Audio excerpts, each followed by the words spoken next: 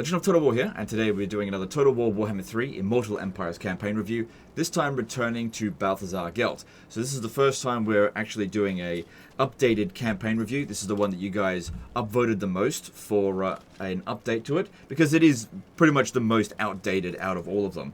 So I covered Balthasar Gelt back in early 2023, so 2 years ago now, and this was back when his starting position was at Fyldorf, so back before Elspeth von Draken had been introduced. And yeah, a lot has changed. He didn't have his unique mechanic that he has now, which is the Colleges of Magic. Now, this is my go-to campaign if I feel like playing as the Empire. In my opinion, this is the best one to play as. But it really does tickle my particular fancy because it's very heavily focused on magic. Also, with something like this, I really feel like Teclis should get something similar.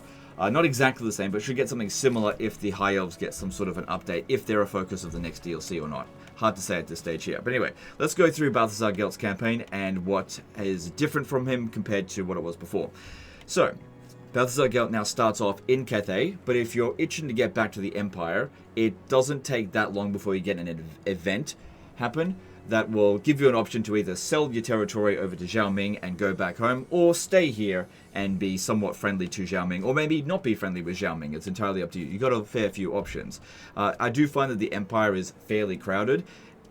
There's two legendary lords there. You've got Karl Franz and Elspeth von Draken, so I prefer to stay in in Cathay.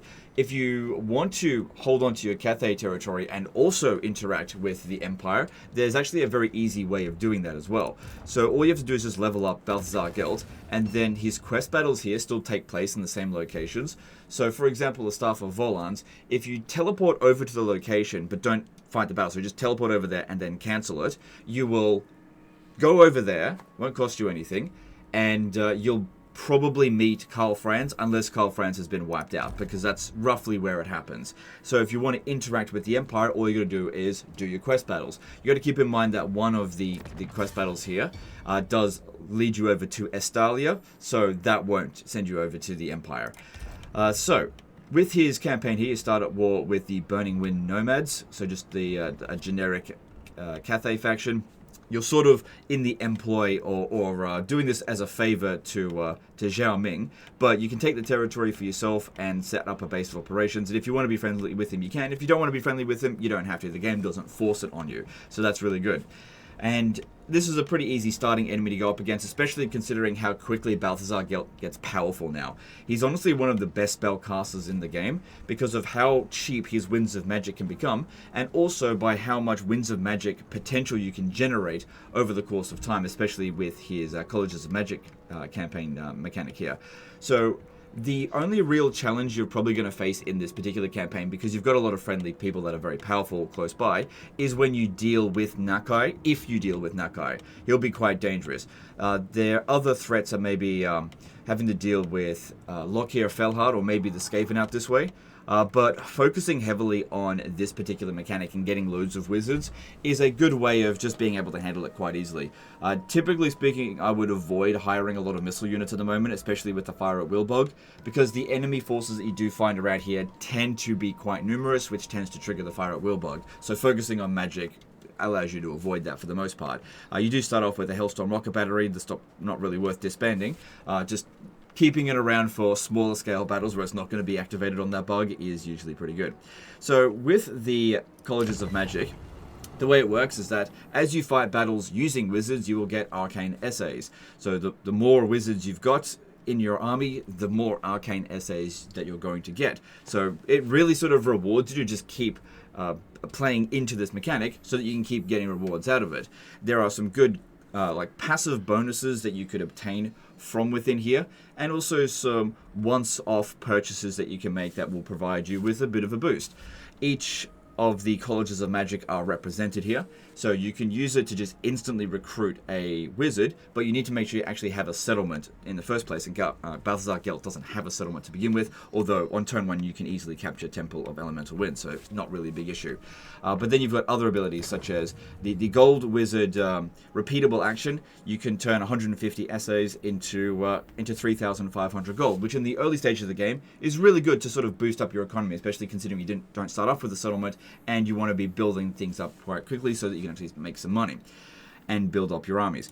And then there's like another repeatable action that sort of affects the enemy forces in the area. So this one here reduces their armor by 30 for armies in range of the same region as the Gold Wizard's army. Not that big of a deal. Armor, like 30 armor is not hugely impactful unless you're really rolling around with a severe lack of armor piercing. So that one there is not that big of a deal, but in a pinch situation, it can be quite handy.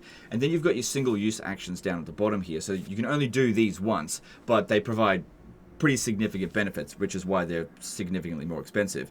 For each one of these, there'll be equipment. So this one for the Gold Wizard, that's only for Balthasar Gelt. Only he can equip this. So robes as a Supreme Patriarch, and also the Shaman Kurtana. So Balthasar Gelt actually has access now to 5 unique items.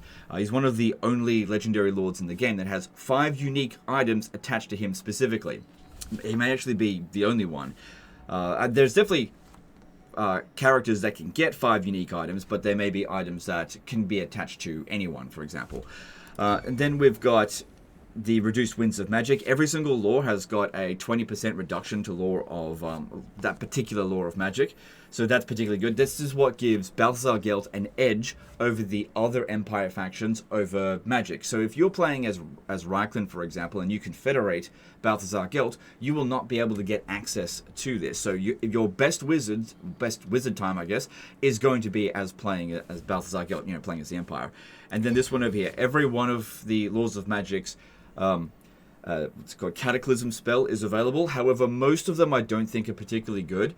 In particular, Gehenna's Golden Globe isn't fantastic because each of them cost 20 winds of magic. It is a bound spell, but you've actually got to spend the winds of magic as well, which is a bit weird because most of the time bound spells are just you use them a certain number of times and then that's it, but they don't actually use the winds of magic. And Gehenna's Golden Globe is just not super impactful unless a massive blob occurs, in which case you've got a powerful Metal Wizard. Just use the Metal Wizard. It's usually way cheaper, because you can reduce these winds of magic cost by an absolute ridiculous amount. So some of the best laws of magic to really focus on with this particular campaign, you want to make sure you've got an Amethyst Wizard attached to your armies, especially because of how cheap that you can make death magic, and also because of this item here, the Hourglass of the Shyish Sands. So attaching this to your wizard, your Amethyst Wizard, will allow you to, as they rack up kills, passively generate extra winds of magic, on top of the ability to cast what's called Spirit Leech super cheaply at like 1 winds of magic cost, so that you can then activate the other spell, the lore passive, Life Leeching, so you can keep generating more winds of magic. So basically every single army within the Golden Order has access to unlimited winds of magic if you have this item and this researched here, this one obtained, and also you have to have a Death Wizard attached to the army, because you can switch this over to numerous armies during your turn, but only one of them can have it equipped during the end turn. So if you expect to get attacked multiple times from multiple different locations, well, you just have to pick the best one. So Shyish Storm over here damages all enemy armies within the same region as the target Amethyst army. That's good, that's good to damage your army, damage the enemy army. If you're in a particularly dangerous position, you can soften them up a little bit before you make the attack, or defense, it's up to you. And then, of course, access to their the Cataclysm spell. Once again, 20 winds of magic, 1 use, only lasts 2 turns. For 300 arcane essays, there's just better things to spend it on, because you're probably not going to have more than what you can possibly spend, so spending them wisely is really important. That being said, that particular Cataclysm spell isn't too bad. So the Fire Wizard, similar stuff as well. Got some really good items over here that can only be attached to a Fire Wizard, so you can't just equip it all to Balthasar Gelt. That being said, he's got his own stuff. Then, of course, you've got this one here that damages walls when you're besieging it, so that can be handy if you don't have any artillery and you don't have flying wizards to just like fly over them and bombard them. And then, of course, you've got the Magma Swarm. That's one of the better Cataclysm spells. That can absolutely wipe out an entire army if you hit it hard enough. But yeah, this one here, the Celestial Magic, this one's one of the best ones. Celestial Scrying. Instantly replenishing the movement range of your target army as long as a Celestial Wizard is attached. Super bloody useful. You can only use it once every 8 turns, but still, getting 2 turns of use out of one of your armies is so bloody good in a pinch situation when you need to like desperately run over to somewhere because they're about to attack one of your cities and it's not well defended. Super bloody helpful there. And then, of course, you've got the the Cataclysm spell. Life magic, this is all really helpful. Of course, battle healing cap is especially useful if you're creating a hero-based doom stack. So getting them being able to heal heaps, and also having cheap healing spells really useful. Storm of Renewal there as well. And of course, you can instantly heal them once every 10 turns with 450 arcane essays. So if you have a battle and you got absolutely smashed up, pop this down, boom, you're back up to full strength. That's super bloody useful, especially if you expect to get attacked again over the end turn. The Amber Wizards, this is all good stuff as well. Call the Wild, allowing you to summon the Incarnate Elemental of Beasts. And then, of course, you've got the Cataclysm spell, along with Reduce Winds of Magic and hidden the single-use items, and also a special item for them.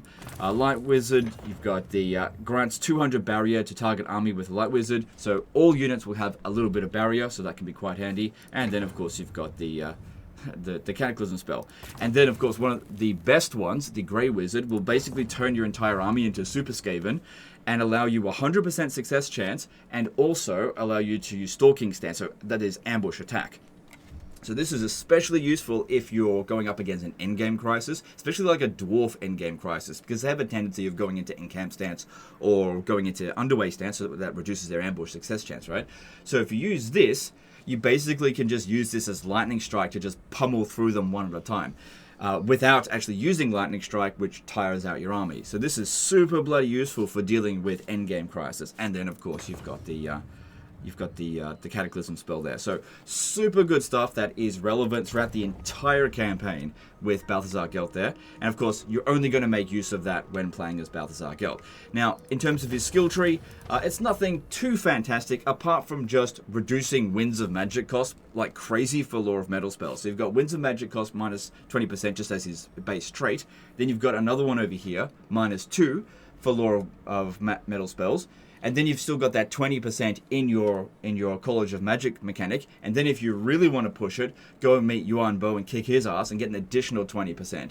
So that's 60% off you can get with Balthasar Gelt, making his spells incredibly cheap, including the Final Transmutation. So this has always been a really good spell. It's just been really expensive. But with Balthasar Gelt, it can be absolutely dirt cheap and just spam them across the map. And it's particularly good at taking out mass amounts of single entities. So with Balthasar Gelt with a wizard spam army, you basically have nothing to fear when you have easily like 200 to 300 Winds of Magic, and you just have Balthasar Gelt fly around with barrier and a heap load of healing and just keep casting Final Transmutation all over the place. Now that being said, if you're not really into a wizard gameplay, then this probably isn't for you. But I'm into it, and so it's right up my alley.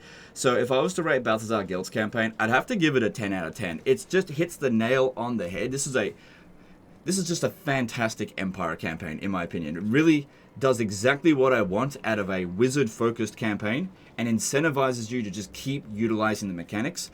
And you've got a bunch of different options in how you want to start off your campaign. Whether you want to stay in Cathay, whether you want to be friends with Zhao Ming, whether you want to go back home, whether you want to stay in Cathay but also annex the Empire as well and have a fragmented Empire. It's entirely up to you how you want to go about it, and a skilled player will just be able to use all the tools at their disposal and wreak absolute mayhem across the AI. So I absolutely love this campaign. 10 out of 10. Anyway, that's the end of this one here, guys. Let me know in the comments below which Legendary Lord you would like updated next. Appreciate you guys, and we'll see you next time.